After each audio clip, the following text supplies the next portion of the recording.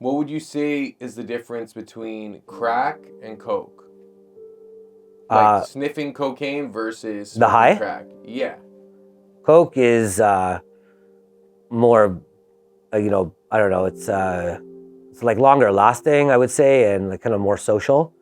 Crack is interesting because I really only got into crack because of heroin. And growing up, we see all these campaigns against crack and crack addicts and all that. So at least for me, when I smoked crack, I would get high for like 5 seconds, 10 seconds, and then the high goes away. It's like you get high for like, okay, maybe 30 seconds, right? You get like a little buzz, and then it fades away. And you need to smoke it again, and that's why you keep smoking the crack. And I guess after a while, you build a tolerance to that too. Coke, I just found to be a little more better value. It's like crack is like a much watered down high from coke that just I found complemented heroin. Okay. And at this time, like when you're doing crack and you're doing these speed bumps and stuff, like what is your work lifestyle like? Are you still employed? Yeah. Like, I mean, I'm not smoking crack. Okay, once crack got involved, I wasn't employed necessarily because like it got me more messed up than the heroin. I was highly functional on heroin, but I was working at like a top 10 in Canada restaurant, and I was injecting drugs regularly. Like I was running out to the dealer's car. Like they were aware of it. Like I couldn't hide. I even heard my manager say to another server, like, my best bartender is a junkie and I can't get rid of him because like he's like my best bartender. Like I literally like have to put up with this because I can't afford to lose him right now. But it wasn't too long after that I got fired. But like I said, there's only like so long people are willing to put up with stuff until one day you just take it a little too far, and then they're like, "Fuck this! This is too much. We need to."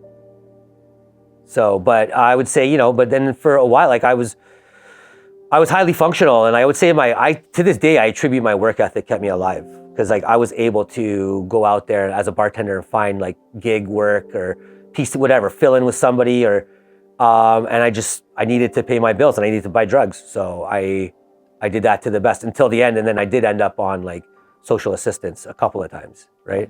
So you just become unemployable. So talk to me about the final attempt at getting sober and how you went about that. The one that I'm still riding? Yes.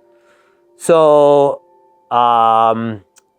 okay, so this was like October 2000, and I was gonna get the dates right, 18. So I was this point, I was about 13, 14 months clean, 100% clean, no cannabis, nothing. I'd gone to treatment for my 4th time, 14 months earlier. I had gone through a sober living home. I'd been homeless for a 2nd time, lost my car, lost my home, bankrupt, like everything. Not official bankruptcy, but bankrupt on every level. They say rock bottom, you hit. Bottom, right? Or at least I thought. So, okay, so I'm like 14 months clean, and it's interesting. I had a roommate who was like really into bodybuilding, and he got me into like going to the gym and whatever. And then he talked me into trying steroids, right? To get and I was like, I wasn't into it, but he was like, just try a cycle. Like, you'll see how much you lift, you get cut. And I was like, sure, why not, right? And so I started doing it. And I wouldn't say that it triggered me to do drugs, but I started getting like high from big workouts all of a sudden.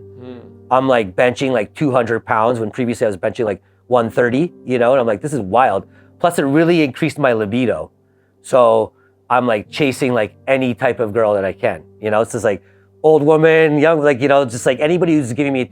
So I'm like, I'm sort of like, they say that your behavior relapses before you pick up drugs. So I'm in a behavioral relapse now.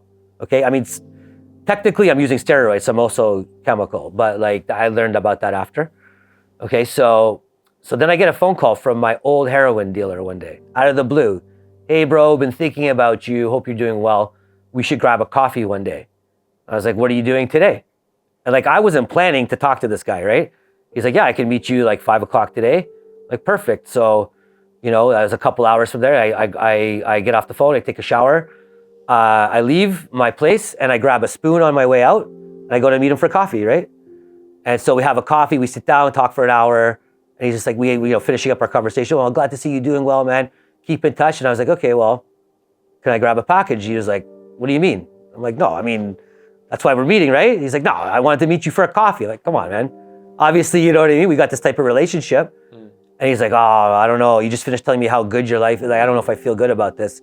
Because I'll tell you what, I'll give you one today, but like, don't start calling me every day. If you start calling me every day again, I'm going to cut you off. So I was like, okay, no problem. I'm not going to call you every day. So a month later, I'm calling him every day, right? Of course. What was that first initial relapse like? It wasn't great.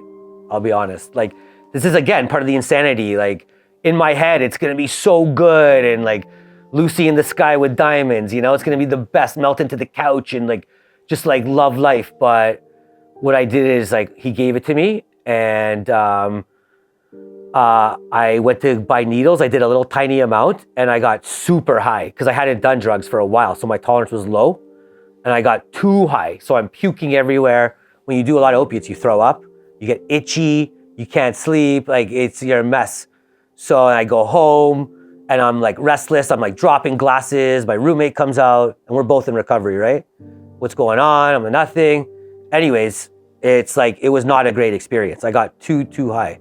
So it took me a few times of like private use to get used to get the drug back into my system so I could handle it.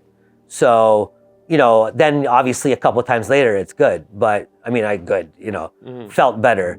So, okay, so then the guy cuts me off like he said he would, but now I'm addicted. Like I said, if you do heroin 3 days in a row, you get into withdrawal. So again, I've been doing it for a month. I'm going to get sick. I've got a job. Nobody can find out I've relapsed. So I start reaching out to some people I know and I get a new plug. Okay. And this person I've never met before. And I cop from them and I look at the bag and it's fluorescent purple. I'm like, heroin's beige, right? Or yellow or white. And this is fluorescent purple. And I'm like, what is this? Right? I have never seen this before. So, of course, I'm going to try it. Right? And I've never gotten so high in my life. I was like for 24 hours throwing up, nothing would stop. I was just a complete mess. Like passed out with the belt tied around my arm. You know, a little later I would learn that, that was fentanyl. Like I guess I should say I had previously been addicted to fentanyl in 2016. Like there's a lot of details, I guess, a lot of back and forth, but in 2016, the Toronto drug supply changed without our permission. They started selling fentanyl.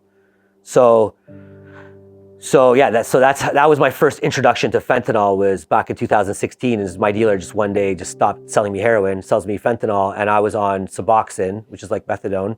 So I was getting regularly urine screened. And so my doctor tells me one day, he's like, you're not testing positive for morphine anymore. You're testing positive only for fentanyl. And I'm like, what the fuck, right? And this is 2016, right? So I spent a whole year trying to get off of it and I just cannot. And so that fast forward to 2017 in July, and there's a public health announcement that 40 people have died of overdose. It's like mid-July. And my dealer is telling me that he's responsible for 3 of these deaths, that 3 of his clients have died, right? The calls for help haven't stopped since last Thursday. In downtown Toronto, 4 people have died and as many as 30 others overdosed but were saved, some even by the person they were shooting up with. I cannot stop using this drug. So maybe that's a whole other question about difference between heroin and fentanyl. But yeah, I guess I'll finish off I don't know, I kind of jumped around a bit there. Sorry. Okay, so the purple stuff. Yeah. You found out it was fentanyl. Okay, so I find out it's fentanyl. I start doing it and the heroin dealer calls me back and I'm getting too messed up. I'm like, people know, like my roommate wants to move out. He's accusing me of relapsing. I got fired from my job. You know, they didn't believe me that I wasn't using. So like life's getting bad really fast. Heroin dealer calls me up, says, hey, it's Christmas time. I haven't talked to you in about a month. If you want a cop, I can meet you. So I meet him and I buy $200 worth of heroin. But because I had been using fentanyl, the heroin would not get me out of withdrawal. So I did like a full gram of heroin and it wasn't enough to get me out of withdrawal from fentanyl, which was a really scary place to be. Because now I can't even do heroin. I have to do fentanyl, right? And the thing with fentanyl is you get much, much higher. It's much more intense. you have less control over your environment. You get more into a blackout, more psychosis, and it wears off way faster because of like the delivery system to your brain. It causes more craving than heroin by a lot, right? So it's also much harder to get off of. So like that. So as soon as I realized that heroin wasn't going to help me, I called up my doctor, who's my family doctor is also my addiction doctor, and I admitted to him I was in a relapse. And he says, you got three choices. One choice is that you go back to rehab right away. Second choice is you go on methadone right away. Third choice is you accept that you're going to die, right? So I'm like, okay, I'm not going to take choice 3, obviously.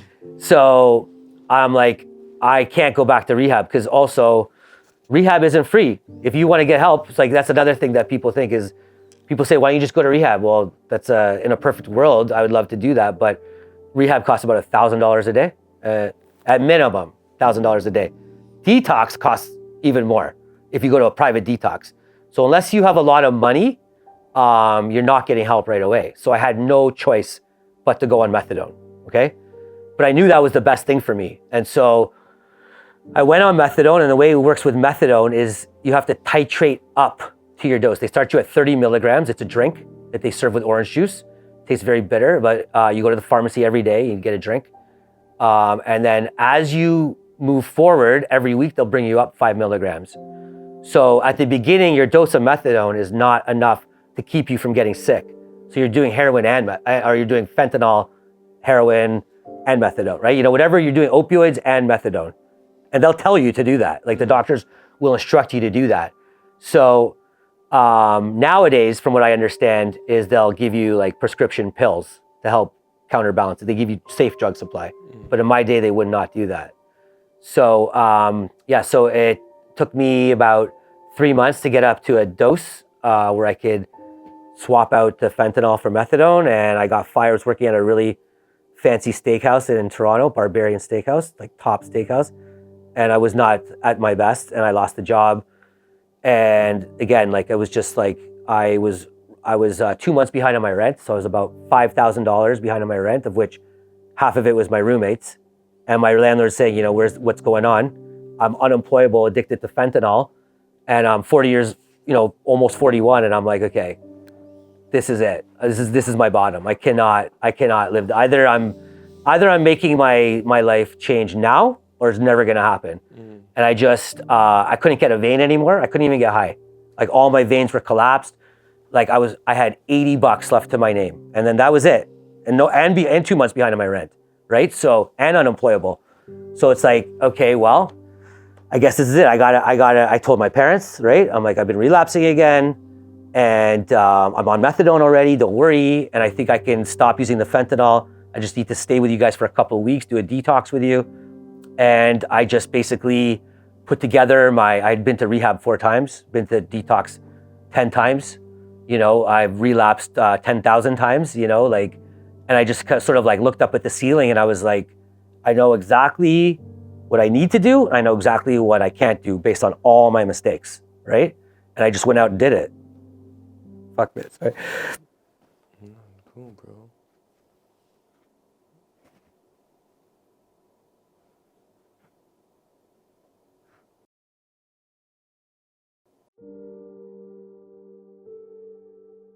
So you formulated this plan, and then you just went out and did it.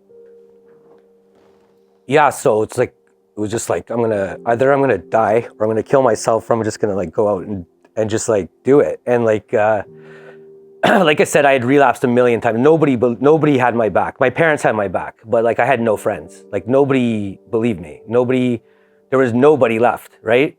Everybody heard it 1,000 times. And so, you know, people talk about manifesting, you know, and like that word gets used a lot, and I can't say that I love it, but my version of it is you come up with a plan and you formulate your path, or you come up with the idea, you know, you set your intention, and you just go out and do it, and you don't stop until it's done, right? And I just basically decided, I was like, I'm gonna stop doing IV fentanyl tomorrow. I'm gonna sit on my parents' couch for 2 weeks until I can like lift my body. I'm I'm going to find a job. I'm going to pay back my debt. I'm going to go figure out my life. And that's where I am today, right? So even though, you're a proponent of the idea that, addiction is a disease, it's not a choice, but it seems like your choice was one of the most impactful aspects of dealing with the addiction. Like, do you feel like there is something to say about the power of the individual will when it comes to doing this?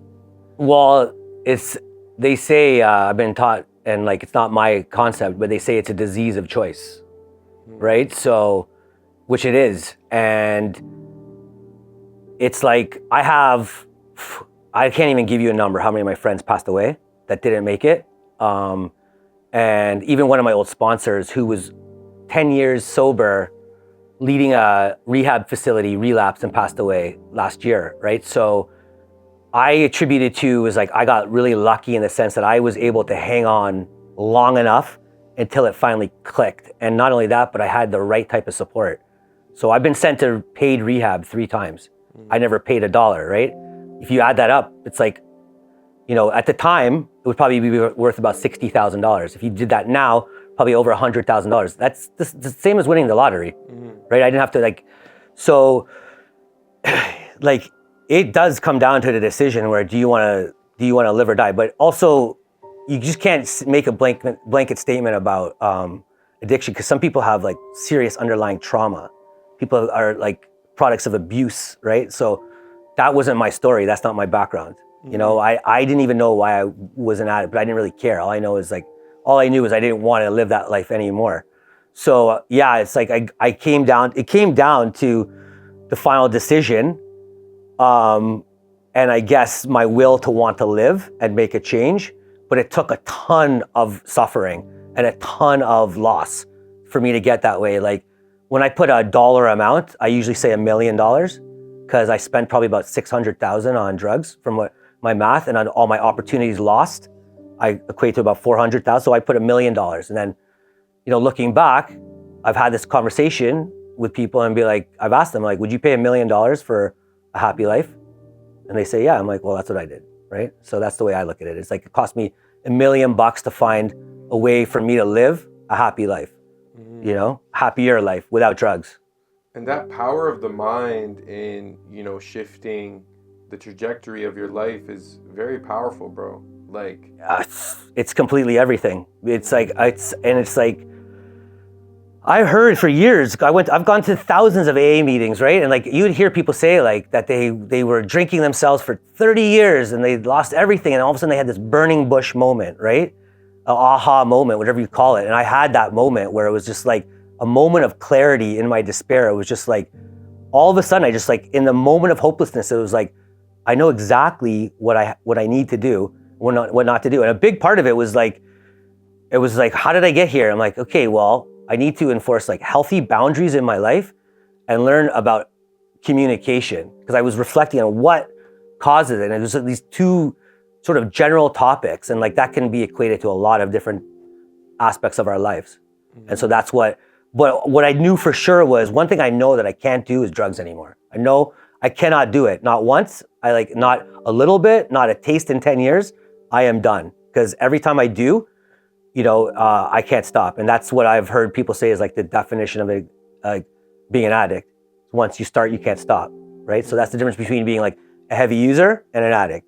Some people will go on a binge 3 weeks and they can stop. Addicts, they can't stop. And that's where it's like, that's where I think there's a lot of misconception. Is it a disease or a disease of choice? Because there's a physiological craving that doesn't allow you to make the right decisions. Like, I would have my rent money in my pocket and I'm craving drugs, and I would say I'm gonna spend my money on drugs, right? Like, that's not a rational decision, but I don't live like that anymore. But at the time, I honestly had no control over that, So how does the use of cannabis incorporate itself into your own consumption? Because you are like an advocate for cannabis. Is it like you have a different relationship with cannabis specifically, or do you think the nature of the quote unquote drug or plant is different than all other drugs? I think it's just, I can speak for myself only, because I think I've gone to rehab with people who there for cannabis, they get into psychosis, they stop paying their bills, they lost their wife for cannabis. So I think it can be a drug. I think there's certain products out there that are designed to get you really high, but there's a ton of products that are designed to help you get well, to make you functional, that are microdose or CBD, non-psychoactive, right? So once I learned about that aspect of cannabis, and we can attribute that to legal cannabis. Like these products didn't exist before legal. Gray market cannabis is great if you want to get high for good value, you know, but the legal cannabis market brought in this like innovation and technology, and basically, you know, it was my doctor that suggested it.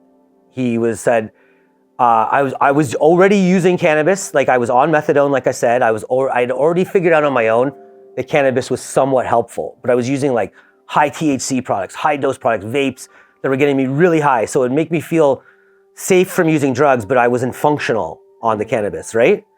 And so when I was telling my doctor like once I stabilized off fentanyl, I was just smoking weed and on the methadone, I was telling my doctor I'm getting a lot of side effects from the methadone. I lost a ton of weight because I couldn't eat food. I had no appetite, I had no energy, I had to work. And he says, you know, that's not uncommon. I would suggest that you look into maybe cannabis to help mitigate some of these side effects.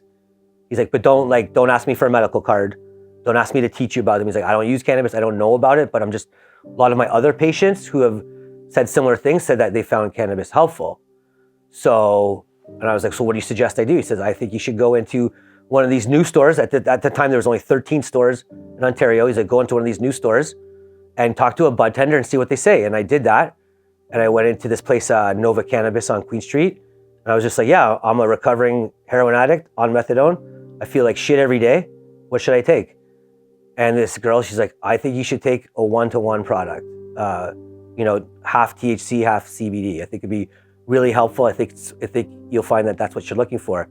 And I bought an oil and I bought flour and went home and tried it, and she like nailed it. And I felt so good. I felt like I got a little, like I'm newly off fentanyl. So I'm still I'm missing being high. I don't want to do drugs, but I'm missing that feeling of escape, right? And so I smoked this weed and I'm like, wow, I'm high, but I don't feel like I'm also in control. I don't feel like doing drugs. I feel really connected. I feel safe. Like, this is crazy. This is really good. So after a couple of weeks of that, I would start, I really would look forward to, I had no money too. I'm catching up my rent. All I had money for was some cannabis oil and a few pre-rolls every day and a coffee in the morning at this coffee shop on the Danforth where I lived. And I would go and I'd drop the cannabis oil in my coffee and then drink it and then go smoke one of these 1-to-1 pre-rolls.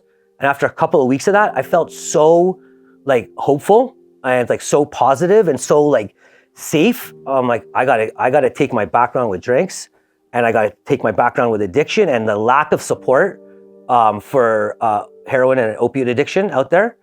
And I need to present a new way. I need to find, I need to pass the message along that there's something that could be really helpful. But again, there's a lot of stigma around heroin. So I wasn't gonna launch drinks to replace your heroin use.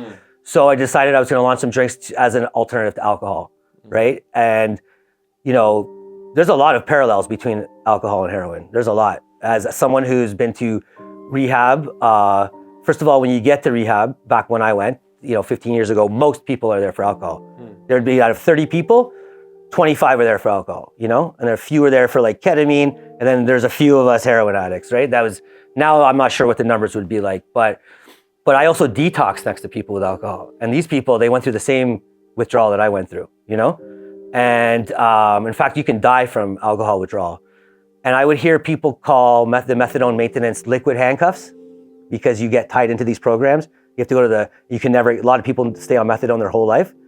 And I say that alcohol is also liquid handcuffs, it's the same thing. So when I decided I was gonna launch the dope cocktails or the cannabis drinks, I was like, this is for everyone suffering from addiction, but I'm gonna pitch it for alternative to alcohol because that's the greatest number of the suffering.